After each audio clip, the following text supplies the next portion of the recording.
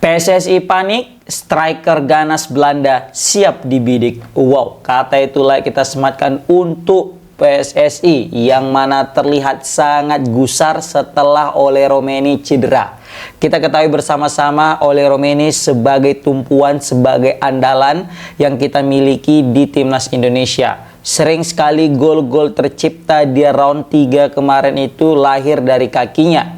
Banyak sekali orang yang sangat kecewa, banyak sekali orang yang mungkin bisa kita bilang merasakan sedih ya tanpa kehadiran seorang Ole Romeni di babak round 4. Dan tentu Patrick Kluivert selaku pelatih juga lagi pusing-pusingnya, lagi mungkin bisa kita bilang pening ya kan palanya. Kenapa? Ya gimana enggak dia alias Ole Romeni sebagai andalan selama ini bisa mencetak gol di dalam 4 pertandingan terakhir, malah cedera. Dan salah satu penyebab cederanya ini yang buat orang-orang kesal. Apa itu? Yes, Piala Presiden. Mungkin kalau tadi cederanya itu bermain di Liga, mungkin orang tidak akan terlalu sewot ya kan, atau tidak akan terlalu nyinyir kepada PSSI. Tetapi cederanya ini gara-gara Piala Presiden ya kan, bersama dengan tim lokal. Nah, inilah yang membuat banyak netizen itu murka, sehingga banyak sekali cibiran yang dialamatkan kepada PSSI. Dan PSSI juga mengatakan jangan bully pemain, jangan bully pelatih, tetapi bully saja saya, kan gitu kata dia, salahkan saya gitu. Nah, oke, sekarang bukan lagi waktunya untuk mencari siapa yang benar, siapa yang salah. Sekarang cara yang terbaik adalah untuk melihat siapa opsi terbaik menggantikan daripada Ole Romeni. Banyak nama keluar, kan? Salah satunya Jens Schraven karena gacor waktu ngelawan Brunei Darussalam. Tetapi kan kalau kita bicara Jens Schraven, masih banyak sekali kekurangan yang mesti dibenahi. Dan juga kalau kita lihat Jens Schraven masih belum siap dari segi mental. Kan? Terlihat waktu lawan Brunei jago, tapi ketika ngelawan Filipina loyo. Nah, ini mungkin yang menjadi perhatian khusus kenapa Jens Schraven ini masih belum bisa dibawa ke timnas senior. Walaupun sempat Patrick Kluivert terkesan ya kepada seorang Jens Schraven yang bisa mencetak 6 gol di dalam satu pertandingan. Tapi sekali lagi itu melawan Brunei. Tetapi ketika menghadapi Filipina masih belum teruji. Nah, mungkin nanti waktu ngelawan Malaysia lah bisa jadi ajang pembuktian kepada Jens Schraven apakah memang dia layak untuk dibawa ke timnas senior atau tidak, atau mungkin nanti waktu ngelawan Vietnam dan Thailand. Nah, seperti itu. Yang penting selesaikan dulu AFF U23 ini. Kalau memang menonjol dan bisa cetak banyak gol ketika menghadapi Vietnam dan Thailand, aku rasa bisa aja peluang Jens Schraven masuk ke Piala Dunia, maksudnya masuk ke timnas senior bisa dipertimbangkan. Nah, yang kedua muncul pasti adalah Mauro Gistra. Nah, Mauro Gistra ini memang lagi santer diberitakan segera dinaturalisasi, bahkan berkas-berkasnya sudah diterima dan itu langsung dikonfirmasi oleh Ketua PSSI Pak Erick Thohir. Dan betul aja kalau memang nih kawan jadi dinaturalisasi, maka sebenarnya niat awal akan diproyeksikan di tim kelompok umur, di timnas kelompok umur, baik itu U23 maupun U21 kan. Nah, ternyata Ole Romeni cedera ya kan. Jadi banyak orang berkata, udahlah mainkan aja itu Mauro Gistra aja mainkan. Nah, ketika untuk memainkan Mauro Gistra pasti banyak sekali keraguan daripada sebagian netizen. Walaupun sebenarnya netizen ya gimana lagi, siapa lagi ya kan, mau nggak mau ini nggak mungkin Sananta nih, pasti gitulah mungkin saut-saut orang-orang Indonesia di belakang sana. Nah, kenapa? Karena pertama dia ini masih baru dan butuh bisa kita bilang adaptasi lagi, apalagi di usianya yang masih cukup muda. Nah, ini kan 11-12 sama Jens Schraven. Tapi walaupun sebenarnya kalau Jens Schraven dia masih berkutat di kelompok umur, di klubnya sebelum Bali United waktu di Belanda masih di kelompok umur. Sedangkan Mauro Gistra udah promosi ke tim utama, bahkan dia udah teken kontrak profesional pertamanya bersama Volendam FC. Nah, ini sebenarnya menandakan kualitas Mauro Gistra itu lebih baik daripada Jens Schraven, meskipun dia belum bermain sekalipun untuk timnas Indonesia. Walaupun Jens Schraven udah berkali-kali main bersama dengan timnas, tapi level ya, struggle yang mereka hadapi di klub mereka masing-masing itu terasa berbeda. Mungkin kalau Mauro Gistra butuh sekali dua kali sentuhan lagi bersama dengan pemain timnas yang lain, mungkin bisa akan mendapatkan chemistry dan mulai cair lah untuk kebersamaannya. Oke, nah selanjutnya kita akan membahas tentang dua pemain. Siapa sih pemain pemain Belanda, pemain depan Belanda yang siap dibidik sama PSSI? Sesuai dengan judul, PSSI panik dan striker Belanda siap dibidik, ya kan? Nah, di sini kita tahu bersama-sama banyak channel juga udah bahas, ya kan, dua pemain itu. Siapa lagi kalau bukan Emiliano Jonathan dan Dean Zandbergen. Sebelumnya kita udah bahas tentang dua pemain ini di konten-konten dahulu kala. Bulan Februari kalau nggak salah aku ngupload itu, bahwasanya Dean Zandbergen ini striker yang bisa kita bilang eligible untuk dinaturalisasi. Emiliano Jonathan yang gak usah ditanya lagi, bahkan bapaknya udah terang-terangan, ya kan, bahkan bapaknya sempat explore di Indonesia, bahkan bapaknya sempat ke Medan tuh. Aku mantengin tuh story bapaknya kan, main di Tangkahan di Bukit Lawang sana. Oke, nah di sini kalau kita lihat ya, apakah Dean Zandbergen dan Emiliano Jonathan ini akan memberikan impact positif kepada timnas? Jelas. Jelas, totally 100% akan memberikan impact kepada timnas Indonesia. Pertama, posisi Dean Zandbergen mirip dengan posisi Ole, yaitu sebagai striker utama. Dia itu sentral loh, di central forward. Dia itu striker di depan gitu, striker tengah. Nah, walaupun sebenarnya kalau kita lihat dari torehan golnya, itu tidak sebanyak atau mungkin tidak segacor layaknya striker-striker top di sana, ya kan? Nah, for your information, dia ini kan main di VV Venlo, itu kayak second tier-nya lah di Liga Belanda, atau bisa kita bilang Liga 2-nya gitu kan. Nah, sebelumnya dia itu main di klubnya Jens Raven, guys, yaitu Dordrecht. Bedanya di Dordrecht, dia itu udah jadi pemain utama.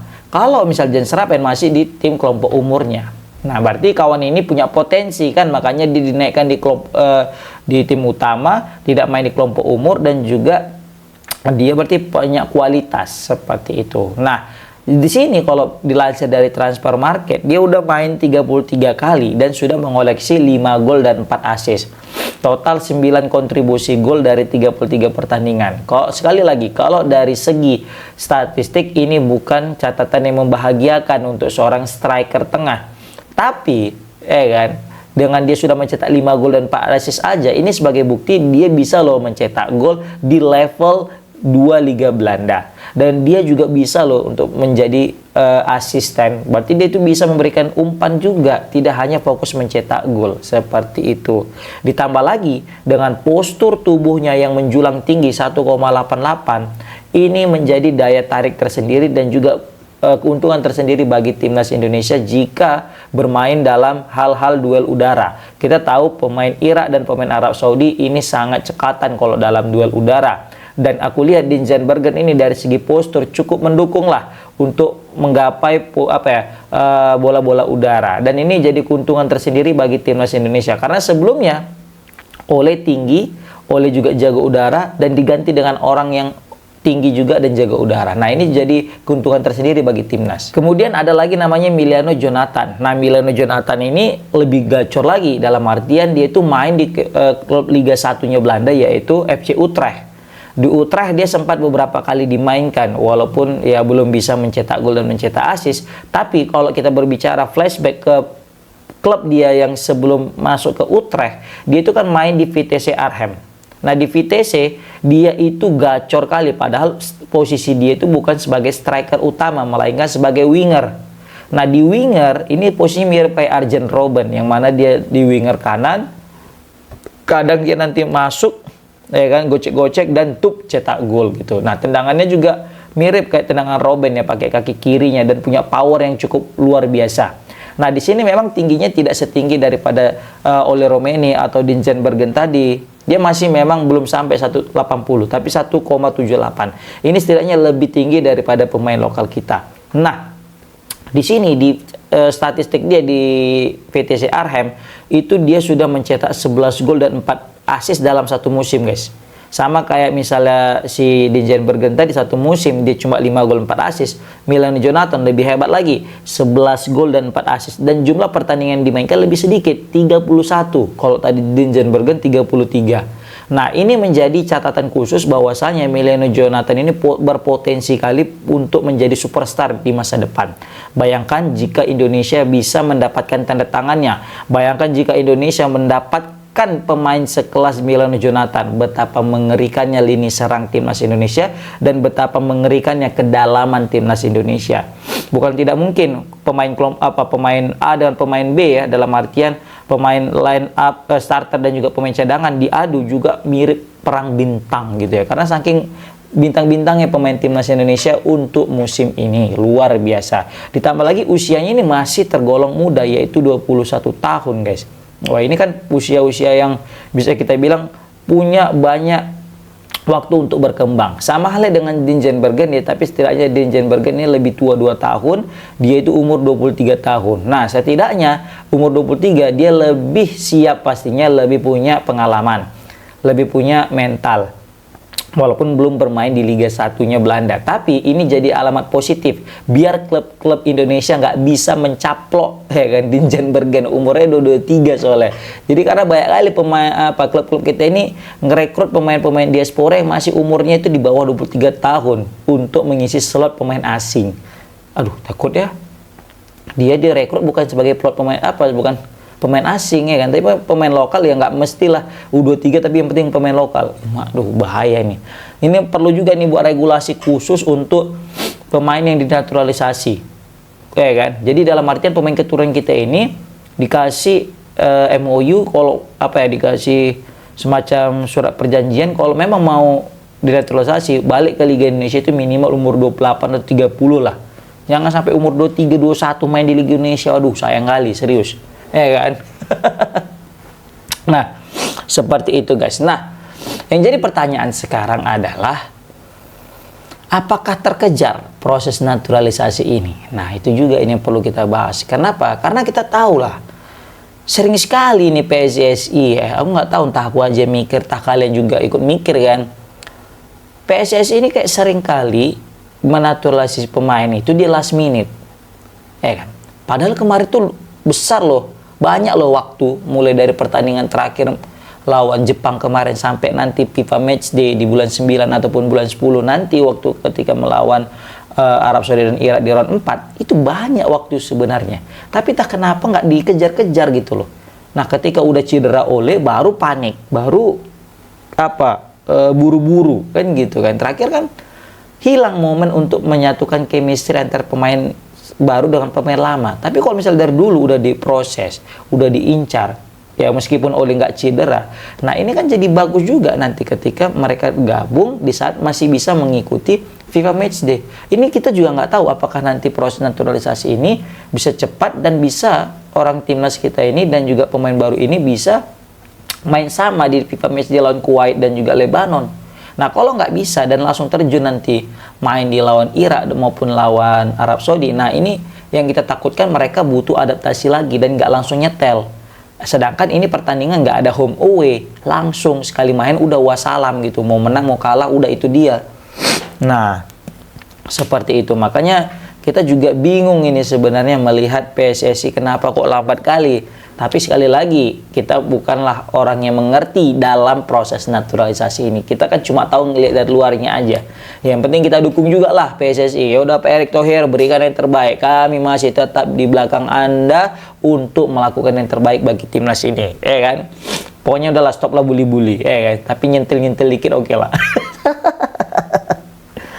Seperti itu. Oke guys, komen di kolom komentar gimana pendapat kalian tentang PSSI yang mulai panik dan segera incar 2 pemain terbaik yang bisa kita bilang punya potensi untuk timnas kita, yaitu Emiliano Jonathan dan juga Dean Zandbergen. Assalamualaikum warahmatullahi wabarakatuh.